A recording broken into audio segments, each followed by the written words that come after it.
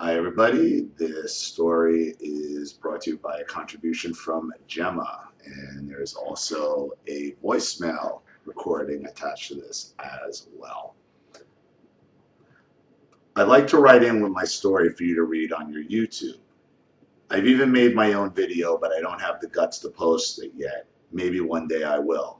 Listening to your stories and your readers' stories are very interesting, and it really helps me with my situation right now. I've been no contact with my narc family since Christmas. I am the family scapegoat and always have been, but in recent years, their treatment towards me has gotten worse.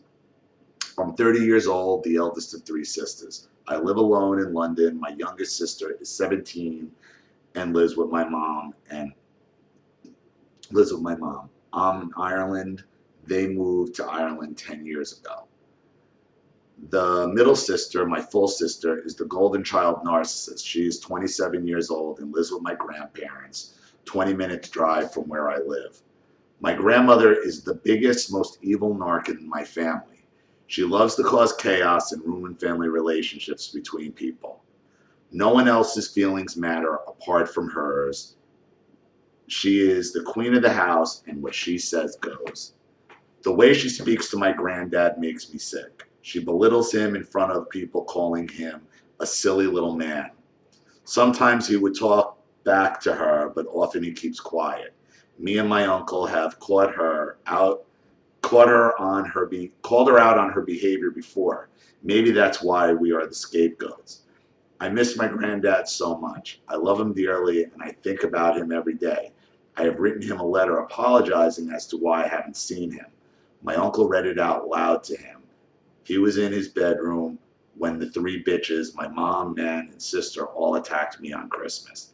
I'm sure he knew something bad happened, but he is housebound and can only move around the house with my nan's help and the help of careers, so we cannot see each other yet until I figure out a way.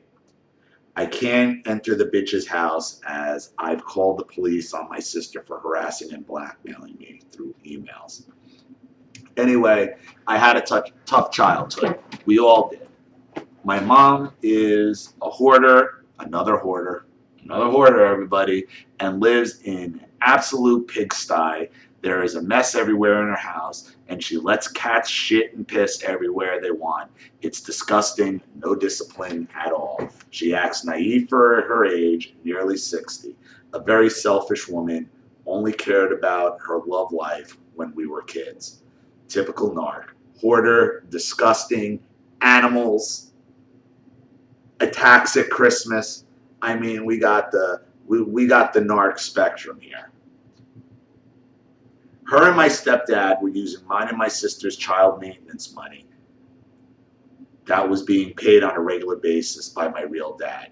He was a rich man, so he was paying a hell of a lot. Whether he liked it or not, the money was funding them, not us kids. There we go. Another woman stealing child support meant for the children, for themselves. I believe fathers should pay for their kids, but there should be a law about what the money is spent on and where it ends up. That is for sure. We never had new clothes, only secondhand clothes. We got £6 pocket money per week, which would have been acceptable back then from a single parent, but my stepdad was working full time. She worked and my dad was paying them a fortune. My mom bought an extension on her house.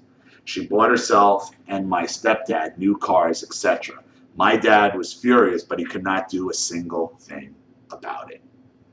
And that's family court. That's family court in this world, and I hear it's even worse in Britain.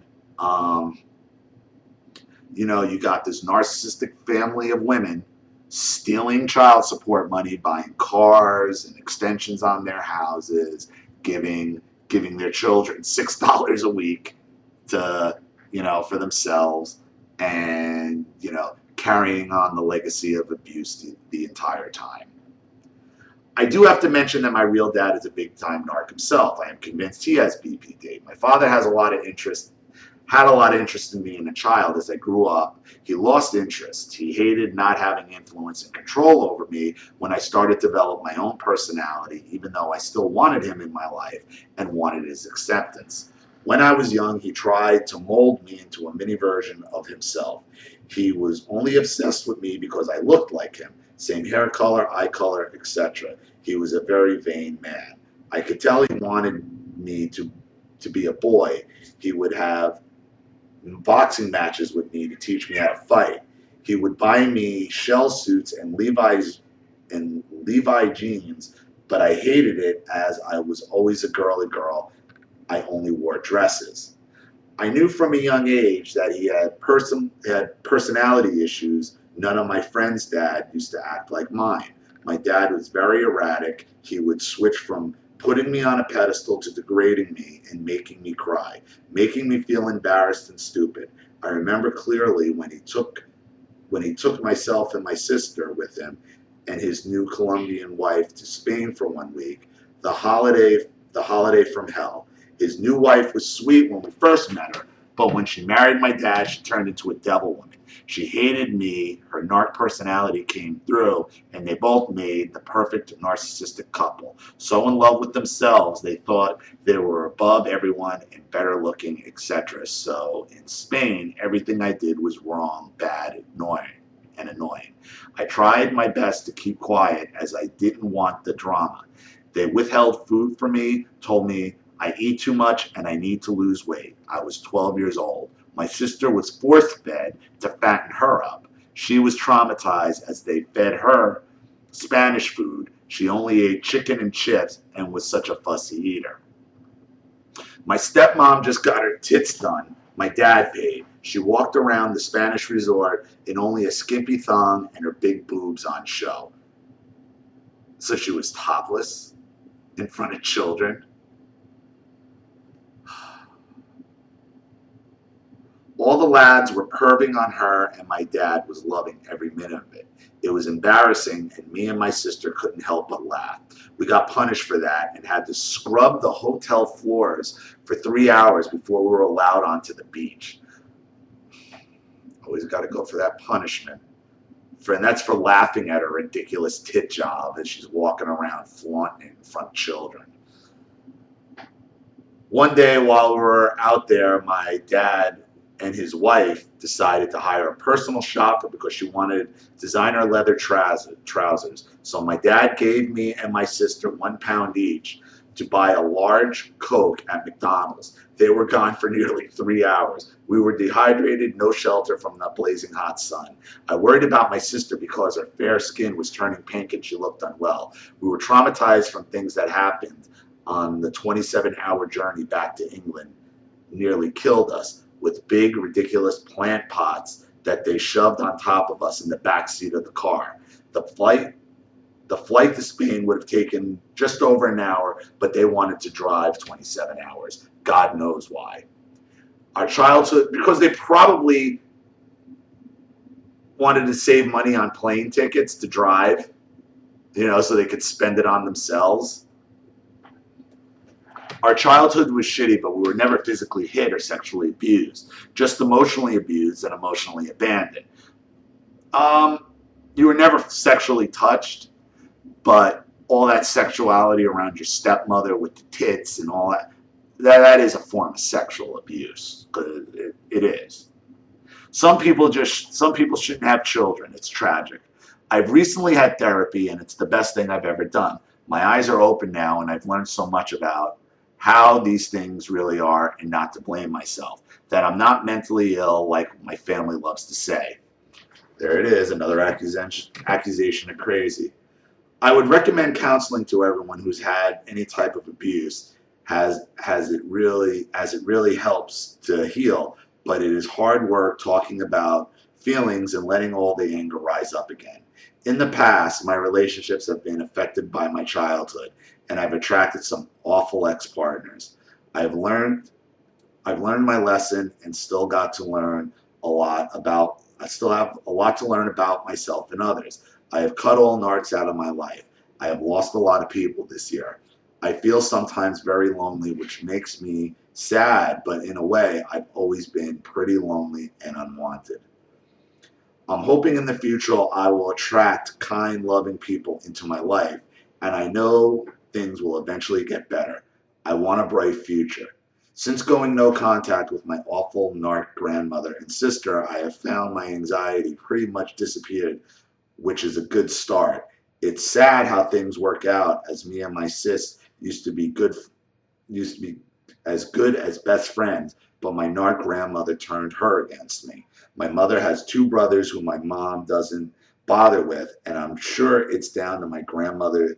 It's due to my grandmother's influence. She acts like the perfect housewife, Irish Catholic woman, but really she is Satan. A messed up old bitch. She used to get angry and jealous when me and my granddad used to sunbathe in the garden because we both get a gray tan and her freckly white skin couldn't take it. She was very competitive, and last year she bought a bottle of fake tan to try to compete with us. She's 84 years old, 84 years old, getting an orange fucking bottle tan out of jealousy. But I can relate. This is something Virginia did at 81 years old. I mean, she was 84 when she died, but at 81, because she was so old and Virginia was so obsessed about it, she got herself so skinny. She would like prance around in skin tight clothes at 81 and then say like, well, aren't you going to compliment me on my weight loss? Like, bitch, you're about to die. You're supposed to be old and frail. You're not skinny, you're frail. Anyway, I could literally write a book on my family, and maybe one day I will. It's not nice being the scapegoat, but at least I know there are plenty of others in the same boat. And please keep the great videos coming. Thanks so much. Thanks for taking so much time to read my story, Ollie. Keep your stories and great advice coming. It's so important to us. Many thanks and respect to you. I don't mind if you use my name. Thanks, Gemma. And she sent me a voicemail from my narc grandmother. She's getting annoyed because I am not her little servant anymore. So let's take a listen to Gemma's grandmother. And boy, do we love recordings. This one's pretty clear, so should hear it. First saved message received today at 10:34 a.m. Hey. So they actually use the voicemail girl. They give her an accent too. I guess it's country by country, huh? All right, so let's listen. Hello, Gemma. Come on, Gemma. When are you going to call us back? All right, notice how the grandmother stuff. Come on, Gemma. It's come on, Gemma. Whenever you hear come on or you know, it's like it's already the accusation. Come on, Gemma means you know you're crazy, Gemma. You know what you're doing, Gemma. Come on. Fucking bullshit. Forget all this bad humor. Bad humor, huh? Bad humor. And don't worry, this is very short, so. 5 months now, Gemma. Maybe you ought to think about coming round. Perhaps giving me a hand like I used to with you. Listen to the tone of her voice. It's like you can hear the savage in her. You know, you can hear the condescension and the aggression. You better think about coming around. Like, or what? Or what? This is narcissism just howling at the moon. I was always there for you. Okay? Hope to hear from you soon. Bye. End of message. Hope to hear from you soon. Typical, this one's a short one, short narc message. But there's a lot in there. In that 35-second clip, there is a lot. There's a lot in there. You know, right off the bat, just by the word she uses and how she says it, the come on, Jenna, the automatic accusation, like it's already been settled. Come on, Gemma, you know you're crazy. That's a shame. So I'm just going to run this through one more time, and then we'll end the video. So you guys can get a full picture without me stopping it. Saved message received today 10:34 a.m. Hello, Gemma. Come on, Gemma. When are you going to call us back? Forget all this bad humour. It's 5 months now, Gemma. Maybe you ought to think about coming round. Perhaps giving me a hand like I used to with you. I was always there for you. Okay? Hope to hear from you soon. Bye. And that's it.